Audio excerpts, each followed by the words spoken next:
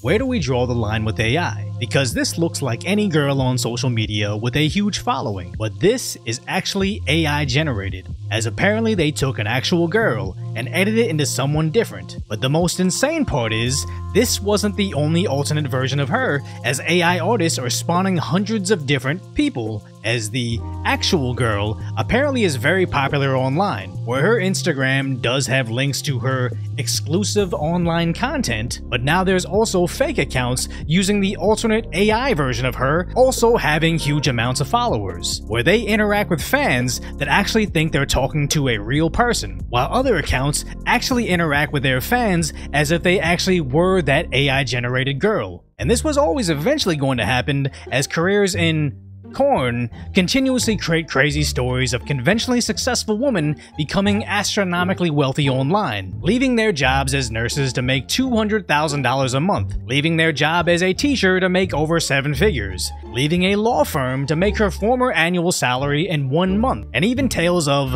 helicopter ambulance workers turning to adult content. So it was only a matter of time before the tech bros started to get in on it, where previously it was just digital marketers using AI to drive traffic to the models for a commission, but why make 10% of her content when they can make 100% of her content? So I'm a bit in the air about this whole situation. On one hand, I think it's dumb for these AI artists to create new women online for social media just to bait sad men into thinking they're actually forming a relationship with these non-existent girls. But on the other hand, is this pseudo-relationship any different than the original adult content creator? Because yes, it's pretty messed up to take a girl's video online and edit it so it's a more attractive, marketable product. I can only imagine if someone took all my videos, deepfaked me into some busty blonde, then suddenly I found out that Decoy Moist hit 1 million subscribers in only a few months. I'd be upset, but also kinda respect it. But what I don't get is some of these AI accounts only slightly edit the original video,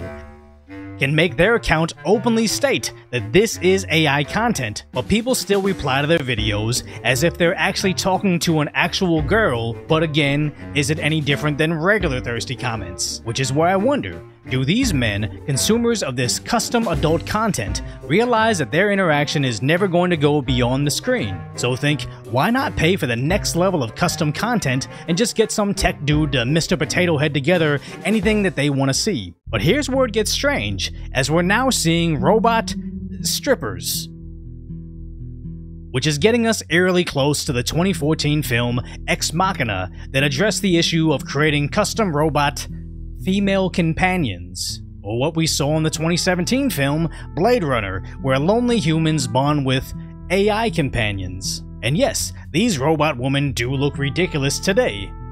But how fast did we go from "this looks so realistic" to AI drawing girls with Cthulhu-like hands 6 months ago, to basically undetectable levels today? I don't think it would be too far-fetched to think that technology will continue its exponential growth, where Ex Machina-like AI chatbots can burst that online thought bubble entirely. And no disrespect to people making money online, as I do it too, but I just don't have much actual exposure to girls that create adult content online. But from what I have seen of them on the Whatever podcast, I just don't know if they'll be able to avoid the AI thoughtpocalypse. Because if they stop creating content online for AI to scrape, they cease to make money too. Sure, they could try to go after the digital artists legally, but it would be quite difficult to successfully sue somebody making these from India or China where the same laws don't apply. They can switch themselves off digital platforms, but then they no longer have the ability to gain thousands of customers that's turning these girls into millionaires. Not to mention the idea that robots are getting increasingly more advanced, as Russia's humanoid bots are starting to look somewhat realistic.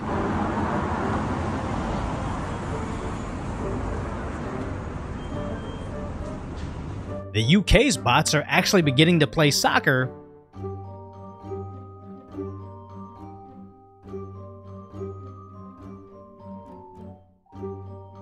and China's bots have that "just ate Chipotle" posture down to 100% accuracy.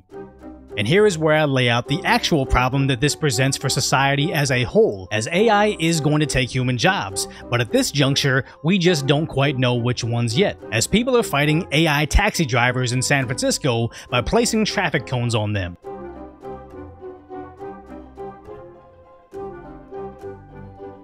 disabling them for entire city blocks.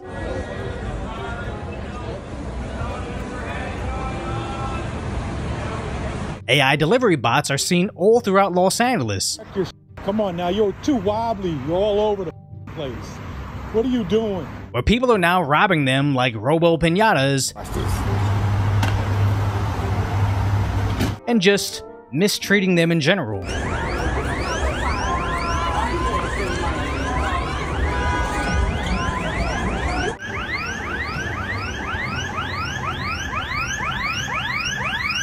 Who is it? It's Austin. They steal your food too? Austin got robbed. And it's only a matter of time before they summon their security bot Big Bro that have been known to run over human babies. Meanwhile, we know that algorithms have previously written premises for TV shows, and as Hollywood strikes, Netflix is hiring people to manage AI products. ChatGPT can code so well that it can get a high-paying programming job at Google, and Midjourney can even crank out amazing 3D character art in seconds. Now obviously a bit more goes into any of these jobs, but remember, ChatGPT came out this year, Midjourney came out just a bit before that, and they're already snatching jobs. Case in point, I wanted to make a Samurai Shogun Otani shirt for myself. I'm far from an artist, but it took me about 20 minutes to make this. I'm also writing that book, If Thieves Take Then Blam, by Professor Fafo, and all of these things would normally require me going online to hire a specialist to write, illustrate, or design any of this stuff. But AI, even in its infancy, has eliminated an entire production studio and made it possible for one Neanderthal with a YouTube channel to do it all himself. And in the world of AI replacing human labor, if humans can only stop them from doing menial jobs like driving taxis or delivering food, I can imagine no greater nightmare than the dystopian future where AI gets all the high-paying occupations